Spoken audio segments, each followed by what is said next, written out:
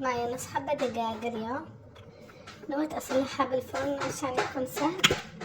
بس بعمل البهارات. شوفوا الآن هذا بسباس أحمر، ببهرها بكل البهارات اللي أنا أحب، بس بكثر من البسباس الأحمر. بعمل بسباس أحمر، كمون، فلفل. هنا بعد بعمل كل البهارات اللي أنا أريد. عملت تشايلي بودر، بسباس أحمر بودر، بابريكا بودر، ثوم، فلفل، كاري شوية، هرد شوية، ومعت بالنهاية شوية زيت زيتون. الآن بخلطهم مع بعض تمام. وهذا هنا شوفوا بعد ما بهرت الدجاجة بخليها ترتاح لمدة ساعة. غسلت كوب رز وعملت فيه رشة هيل وقرفة ومثل ما شفتوا ليمون وورق غار.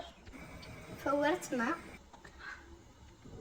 لكل كوب رز كوبين ماء فاير. شوفوا كيف. سويت ملح، حركت الملح مع الرز، والآن بعمل فوقه قصدير. شوفوا كيف غطيته بقصدير تمام. الآن بخزقه.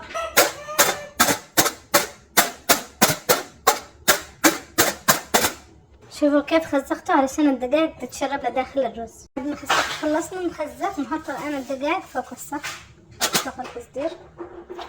شوفوا كيف.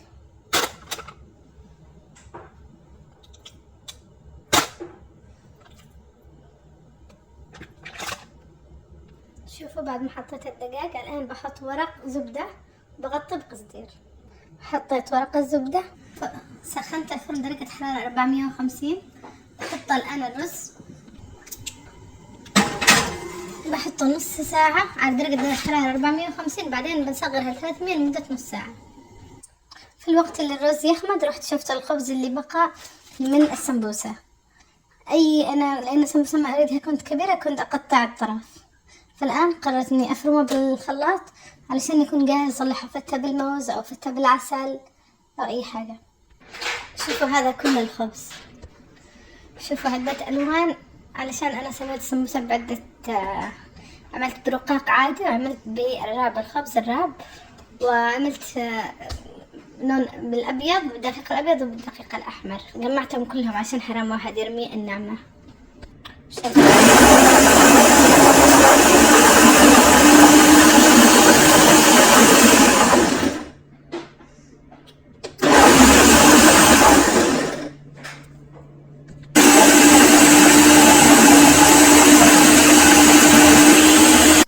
شوفوا كيف بقي الخبز المفروم جاهز لأي فتة.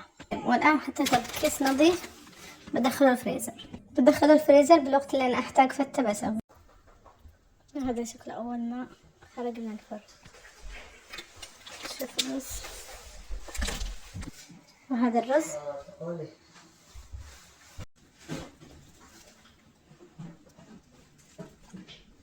شوفوا كيف طلع شكله أول ما خرج من الفرن.